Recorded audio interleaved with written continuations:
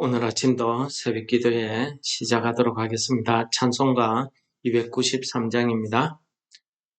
주의 사랑 비칠 때의 기쁨 오네 근심 걱정 물러가고 기쁨 오네 기도하게 하시며 희미한 것 물리쳐 주의 사랑 비칠 때 기쁨 오네 그 큰 사랑 내 마음속에 충만하게 비칠 때 찬송하네 그 큰 사랑 내 마음속에 화평함과 기쁨 주네 그 큰 사랑 주의 사랑 비칠 때에 이 세상은 아름답고 활기차게 다 변하네 화평 중에 내 영혼 영광스런 새 생명 다시 찾게 되었네 그 큰 사랑 그 큰 사랑 내 마음속에 충만하게 비칠 때 찬송하네 그 큰 사랑 내 마음속에 화평함과 기쁨 주네 그 큰 사랑 주의 사랑 비칠 때 이 세상은 어둠 슬픔 중한 짐이 다 사라져 우리들의 가는 길 밝히 비춰주시며 복을 받게 하시네 그 큰 사랑 그 큰 사랑 내 마음속에 충만하게 비칠 때에 찬송하네 그 큰 사랑 내 마음속에 화평함과 기쁨 주네 그 큰 사랑 주의 사랑 비칠 때의 그 광채가 찬란하게 우리 둘러 비치겠네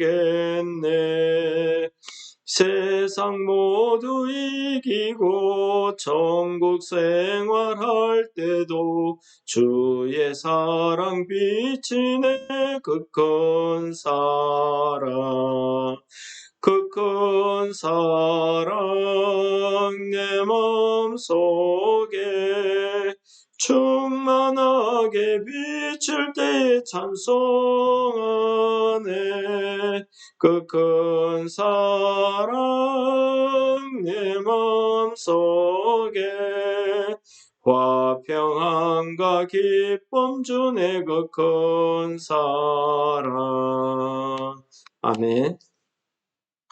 오늘은 우리가 민수기 24장 1절에서 7절까지 말씀을 봉독하도록 하겠습니다.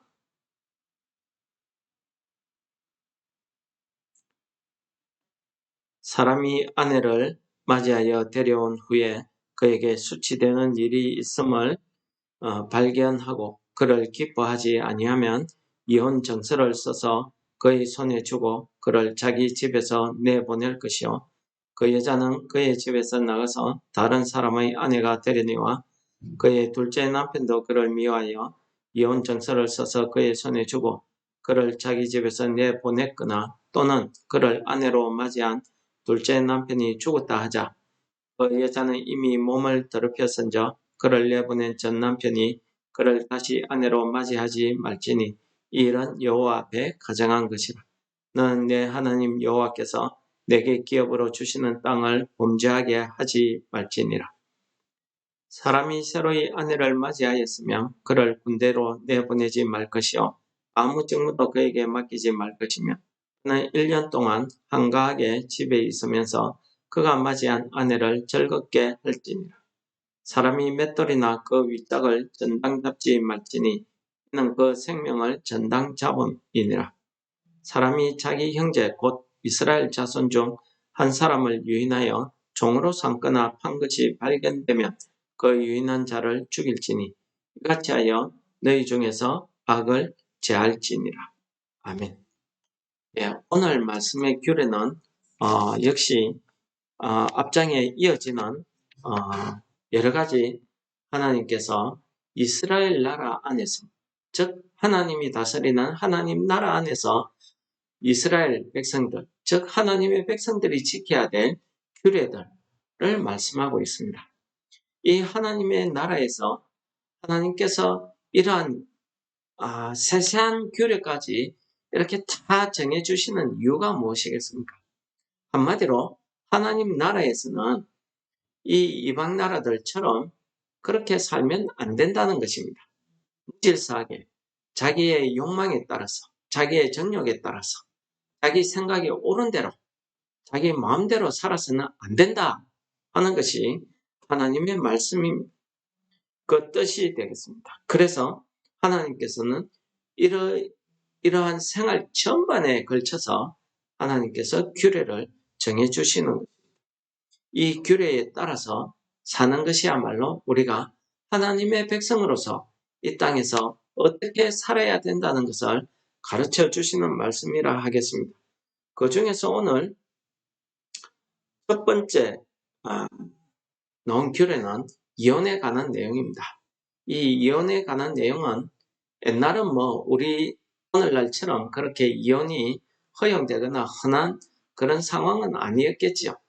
그러나 그 당시에 사회상은 남자가 사회를 주도하는 이런 사회였기 때문에 남자가 마음대로 마음에 드는 여자를 아내로 맞이했다가 또 내버렸다가 또 다른 아내를 맞이했다가 또 마음에 들면은 두 사람 세 사람을 맞이했다 아내로 맞이하고 또 마음에 안 들면은 아무 이유 없이 그냥 미워하기 시작하면 내보내 이런 일을 했다고 합니다. 그러면은 버림받은 여자들은 나가서 살 수 있냐?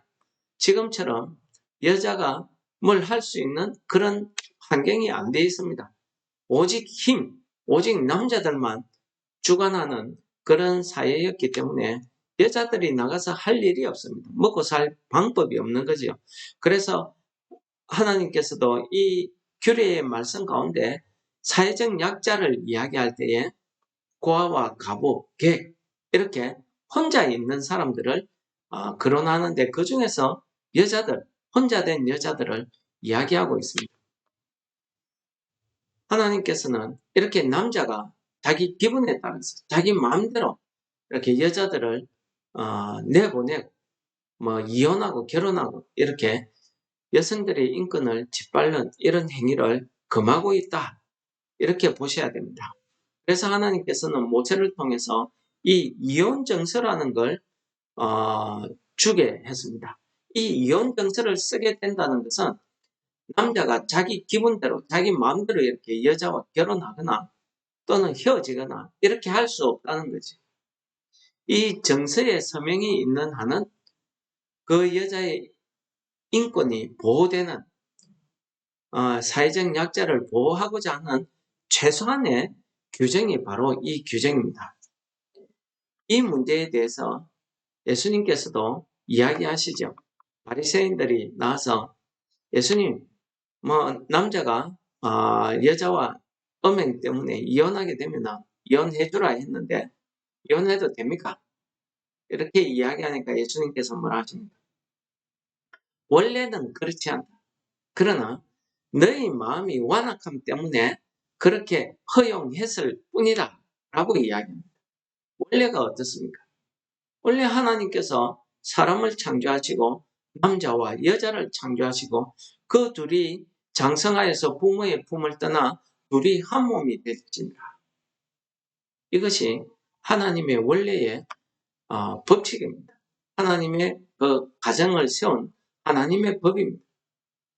이제 오늘날 우리 신앙 사회 안에서 믿음 생활 안에서도 이러한 하나님의 법이 잘 지켜지지 않는 것이 참 안타깝기도 하고 어쨌든 자기가 원했든 원치 않든 이런 일을 벌이는 사람들은 하나님 앞에 반드시 죄가 있다는 사실을 우리가 깨달아야 될 것입니다.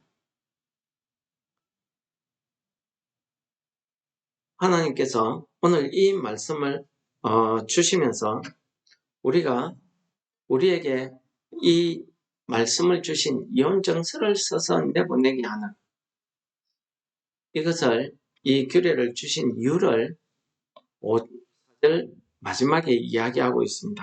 뭐라고 하십니까? 내 하나님 여호와께서 내게 주시는 땅을 범죄하게 하지 말라. 그리고 오늘 마지막 절에도 너희 중에 악을 제하라. 이렇게 이야기합니다.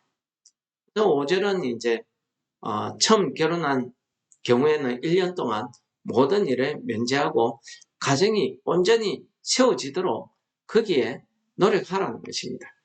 그러므로 하나님께서 이 우리에게 주신 이 가정이라는 것은 하나님의 축복이고 하나님의 복이 시작되는 지점입니다. 그러므로 이 하나님의 복, 이 가정을 우리가 받았다, 세웠다 하는 것만 하더라도 하나님 앞에 큰 축복을 받은 것입니다. 이 가정이 깨어지지 않게, 무너지지 않게 우리가 지켜야 될 줄 믿습니다. 그리고 6절, 7절에는 이런 말을 합니다. 사람이 맷돌이나 그 윗짝을 저당 잡지 마라.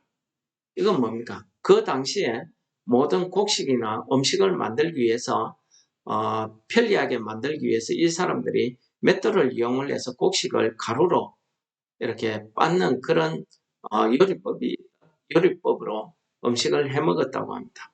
근데 그것을 빼앗아 버리면은 이 사람들이 먹을 것이 없죠. 즉 오늘 말씀처럼 그 생명을 전당 잡는 것과 마찬가지라는 것입니다. 이게 뭡니까? 사람의 생명을 자기 마음대로 한다는 것이 이 하나님 앞에 악한 일이라는 것입니다. 또 사람이 자기 형제 곧 이스라엘 중에 한 사람을 유인해서 그를 종으로 삼거나 팔거나 하는 이런 사람은 반드시 죽이라고. 이것은 오늘날도 마찬가지입니다. 힘없는 사람, 아무도 돌보지 않는 고아들, 세상에 그런 사람들을 끌고 가서 섬에다가 팔아넘긴다든지 이렇게 노예로 팔아버린다든지 이렇게 해서 자기 경제적 이득을 취하는 이런 사람들은 오늘 하나님의 말씀에 죽이라고 하나님 앞에 최악이기 때문입니다. 오늘 이혼하는 것도 마찬가지입니다. 이혼해서 여자를 내보낸다는 것은 그 당시에 그냥 나가서 죽으라는 소리입니다. 또 결혼을 했는데 가정을 세우지 못하고 남자를 끌고 가버리거나 전쟁이나 일터로 끌어가 버리게 되면 그 가정을 파괴하는 일 아니겠습니까? 사람의 그 목숨이 달린 것을 저당 잡거나 사람 자체를 잡아가서 혹은 유인해서 팔아넘긴 것 이런 것들이 다 하나님 앞에 죄악이라는 것을 오늘 말씀이 우리에게 가르쳐주고 있습니다. 예수님께서는 오늘 이 말씀을 가르쳐서 이렇게 이야기하고 있습니다. 내 이웃을 내 몸과 같이 사랑할지니라. 그렇습니다. 우리가 오늘 이 하나님의 모든 규례의 말씀, 하나님 나라의 질서를 지키는 이 말씀이 우리에게 주시는 내용이 무엇이겠습니까?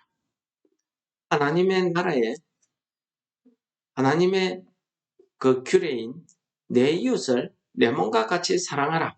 그런 하나님의 사랑을 실천하라는 것입니다. 하나님 나라의 질서의 가장 기본적인 내용은 사랑입니다. 하나님이 사랑이시기 때문이죠. 이 사랑을 기반으로 하나님께서 규례를 만드신 것입니다. 오늘 내용도 이혼하는 것도 다 이를 보면은 하나님의 사랑이 그 속에 녹아져 있다는 거예요. 오늘 하루 종일 우리가 이 말씀을 묵상하시면서 우리가 하나님의 백성들, 하나님의 나라라는 게 뭡니까? 하나님의 말씀이 법으로 통하는 그곳이 하나님의 나라입니다. 그렇다고 하면은 내 마음속에 내 생각이 아니라 하나님의 말씀이 나를 내가 판단하는 것, 내가 정하는 것, 내 생각을 하나님의 말씀에 맞추어 산다고 하면은 우리는 하나님께서 내 이웃을 내 몸과 같이 사랑하라 하는 이런 규례를 주신 근본, 그 정신을 우리가 잊지 말아야 될 것. 우리가 그 근본 정신을 잊지 않는다고 하면은 하나님께서 주신 오늘 이러한 모든 규례들은 우리가 다 지켜 행할 수 있다는 것입니다.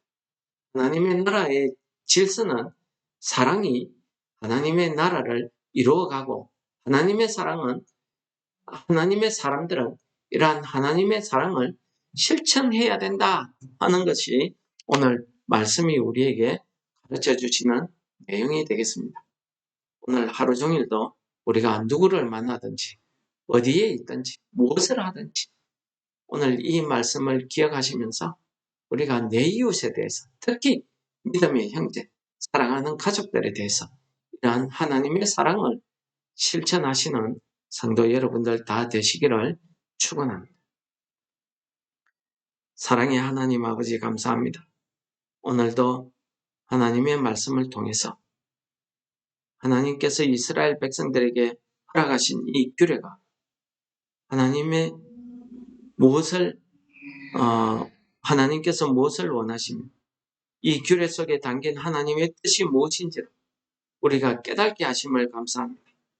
우리가 오늘 하루 종일 이 땅에서 살아갈 때에 우리가 하나님의 백성들로서 하나님의 자녀로서 우리가 하나님의 말씀을 기억하면서 우리 심령 가운데 성령 하나님께서 충만히 임재하셔서 우리의 심령 안에 하나님의 사랑이 충만히 이루어지는 오늘 하루 될 수 있도록 인도하여 주시옵소서. 예수님 이름으로 감사 기도드립니다. 아멘. 하늘에 계신 우리 아버지여, 이름이 거룩히 여김을 받으시오며 나라의 임옵시오며 뜻이 하늘에서 이룬 것 같이 땅에서도 이루어지이다. 오늘날 우리에게 일용할 양식을 주옵시고 우리가 우리에게 죄 지은 자를 사하여 준 것 같이 우리 죄를 사하여 주옵시고 우리를 시험에 들게 하지 마옵시며 다만 악에서 구하옵소서. 내게 나라와 근세와 영광이 아버지께 영원히 섬나이다. 아멘.